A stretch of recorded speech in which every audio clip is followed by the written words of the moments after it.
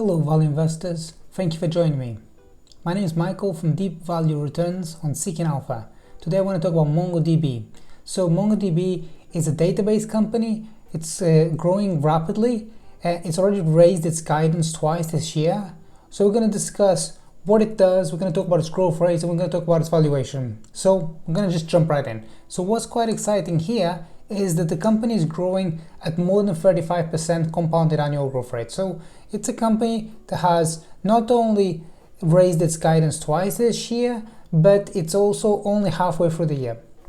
Also, IDC expects that the database market is going to grow from 73 billion this year to 119 billion by 2025. So high growth company into an expanding market. So good so far, right? Now here's the thing.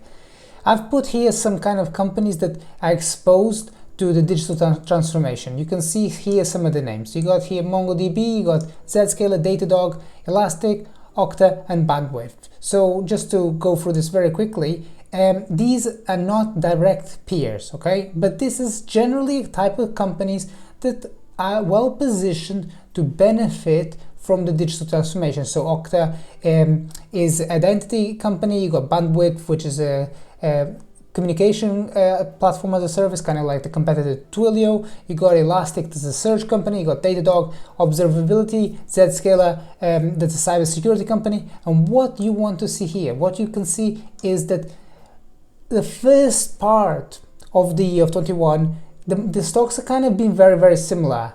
And into May, they kind of went down similarly. But since really July, these stocks have really diverged. And what I can see here is that investors have been willing to reprice higher, the highest growth name. And these have been stocks, with the exception of Okta, these have been stocks that are highly valued, have continued to rally further and more expensive. Whereas stocks that are cheaply priced, you can see at the bottom there, Bandwidth. Bandwidth is doing great stuff, it's growing at rapid rates, and it's like investors are just dumping that stock. So it's been the case that the leading companies in the space have been repriced meaningfully higher, and the ones that are kind of, let's say, with the exception of Okta, the ones that are kind of tier 2 companies, investors have just been dumping. And I believe the reason for that is that investors are thinking to themselves, okay, what is going to be around over the next 10 years and what's probably not going to be around? So what's not going to be able to survive a high interest environment. So I don't really believe I don't believe that investors are being very fair, and I make the case that if you're willing to do a tiny bit of work here, you can really find some opportunities in the rubble. So let's just press ahead a little bit here. So what does MongoDB actually do? So MongoDB is a database company, okay? So it can take a lot of different types of data from different sources. You can, if it's a relational database, that's kind of like, let's say, your typical spreadsheet, for example. It's rigid in structure, okay? Whereas the non-relational is much more fluid. It can be a document, it can be a website, it can be a tweet, it can be in different sources, and it's always on, and information is being added and removed to it all the time. So it's a much more fluid database, and that's really where obviously the future is moving towards.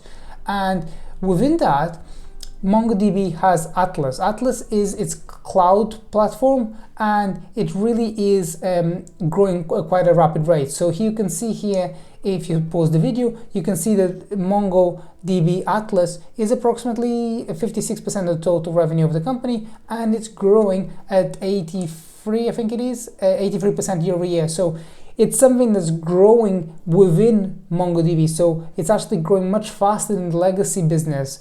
And this is something that is quite interesting. Sometimes if you kind of pick around, you can see something that's kind of one segment that's doing really, really well in the company, and it's going to overtake. So I suspect that over the next 12 months, we're going to see the case that MongoDB Atlas is going to make up approximately 2/3 of the company, and this will be a driving part of the story.